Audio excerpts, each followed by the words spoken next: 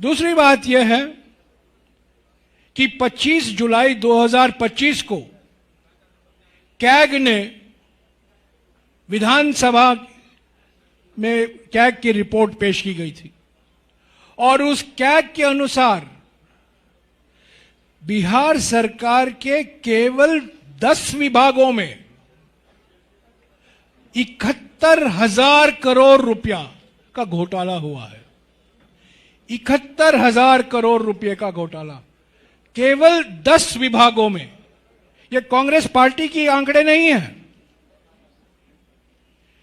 ये सीएजी के आंकड़े हैं, कैग के आंकड़े हैं जो विधानसभा में रखे गए हैं। 71,000 करोड़ रुपए का घोटाला। जैसा कि मैंने कहा, यह सत्ता की मलाई और किसने कही है? जो लोग डबल इंजन चलाते हैं, ये रिमोट कंट्रोल डबल इंजन है। ये पटना से कंट्रोल नहीं है इस डबल इंजन का। ये डबल इंजन तो रिमोट कंट्रोल डबल इंजन है। और ये 71,000 करोड़ रुपया मलाई न केवल बिहार में, पर बिहार के बाहर भी लोग इससे फायदा उठाए हैं। तो ये करप्शन जो हुआ है, घूसभरी शासन तो आपने देखा है पिछले 20 सालों में, ये बिहार का भविष्य नहीं हो सकता।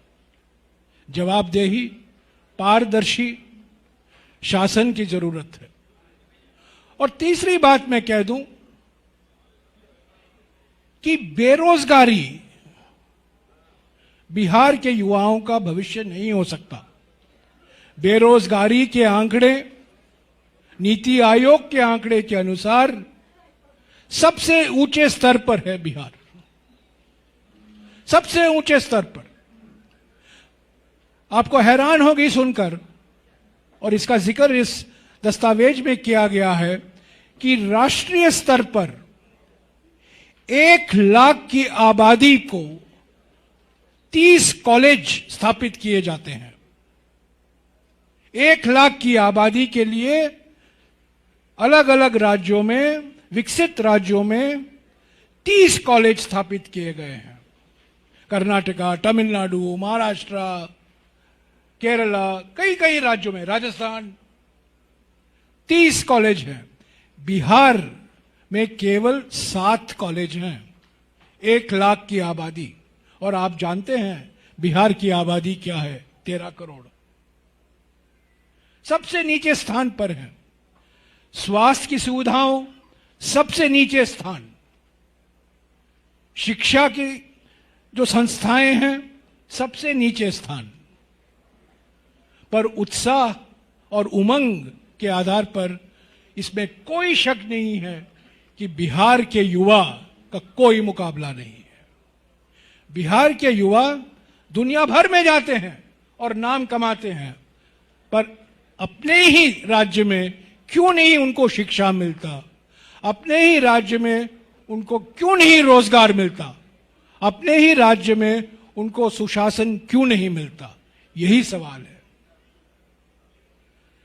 चौथा बिंदु जो मैं कहना चाहता हूं आपको, सामाजिक न्याय को लेकर। इस पर बहुत लंबी चर्चा हुई है और बीजेपी के विरोध के बावजूद महागठबंधन सरकार ने बिहार में जाति सर्वेक्षण कराया था। इसका कड़ा विरोध बीजेपी ने किया। आप जानते हैं बिहार के लंबे इतिहास में कर्पूरी ठाकुर जी की सरकार को गिराई गई, आरएसएस ने गिराया 1978 में आरक्षण के मुद्दे को लेकर।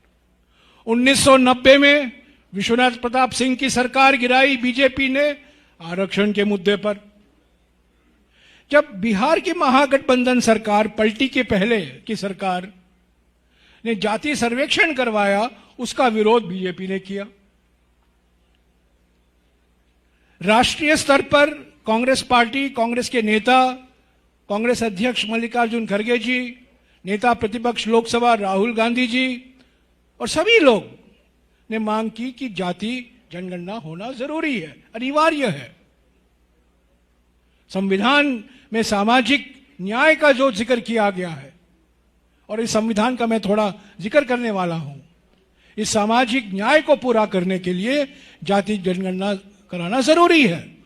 और बिहार में जाति सर्वेक्षण करवाया गया, बीजेपी ने इसका विरोध किया। सुप्रीम कोर्ट में एक एफिडेविट, हालांकि बिहार में आजकल मुझे जानकारी मिली है कि इसका नाम एफिडेविट नहीं हाफिडेविट हो गया है। तो इस हाफिडेविट में बीजेपी ने हाफिडेविट पेश की सुप्रीम कोर्ट में कि हम जाति जनगणना के खिलाफ हैं, हम नहीं चाहते कि जाति जनगणना हो। पर जाति सर्वेक्षण हुआ, 65% आरक्षण का नोटिफिकेशन निकला, हाई कोर्ट में उसका विरोध हुआ, सुप्रीम कोर्ट में गए, सुप्रीम कोर्ट में अभी वो मामला लंबित है 65% आरक्षण का।